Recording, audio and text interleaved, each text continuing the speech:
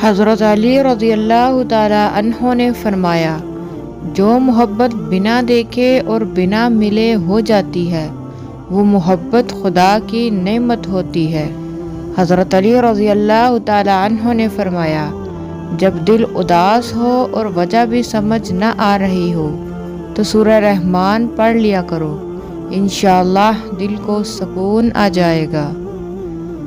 جب دعا کرتے وقت تمہاری آنکھوں سے آنسو آنے لگے تو سمجھ جانا تمہاری دعا بارگاہ الہی میں قبول ہو چکی ہے۔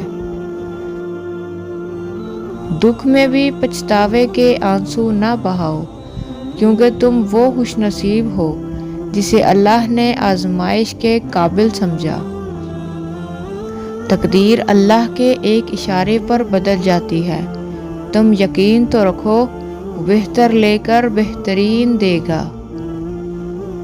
یقین کرو، تم نماز پڑھنے لگ جاؤ، اللہ تمہاری ساری مشکلیں حل کر دے گا۔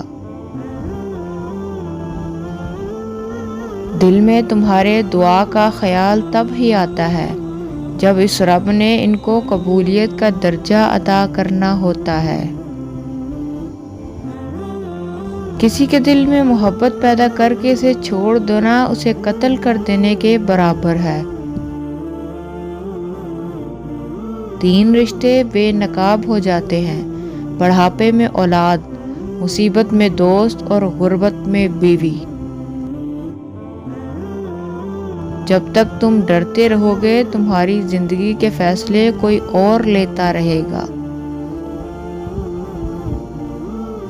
بار بار آنسو بہانے کی بجائے اپنی زندگی سے اسے ہی صاف کر دیں جو آپ کے آنسو کی وجہ بنتا ہے۔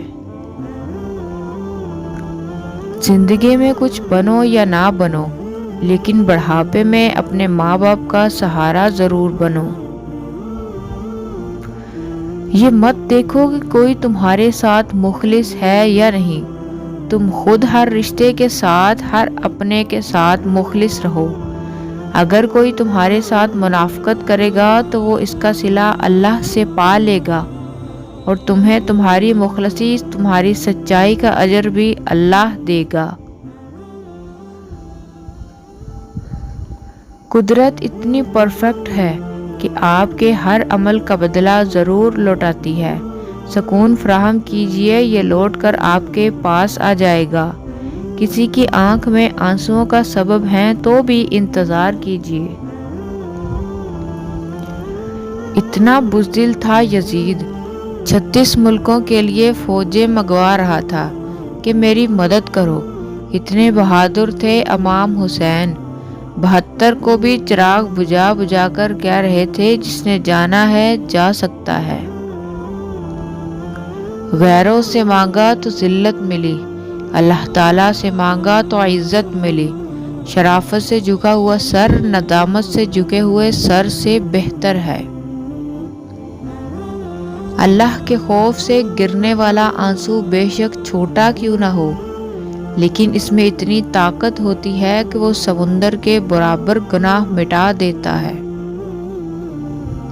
صبر کا دامن ہاتھ سے نہ چھوڑو، ہر کام آسان ہونے سے پہلے مشکل ہوتا ہے۔ غصے کا بہترین علاج خاموشی ہے۔ انسان کتنا بھی بڑا ہو جائے، ماں کی ضرورت ہمیشہ رہتی ہے۔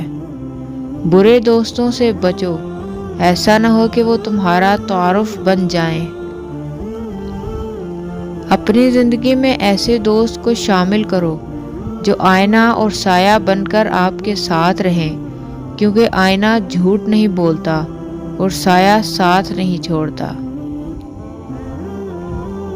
سچی محبت ایک نایاب شے ہے، مگر سچی دوستی اس سے بھی نایاب۔ تمہارا بہترین دوست وہ ہے کہ جب تم غریب ہو جاؤ تو تم سے محبت میں کمی نہ کریں۔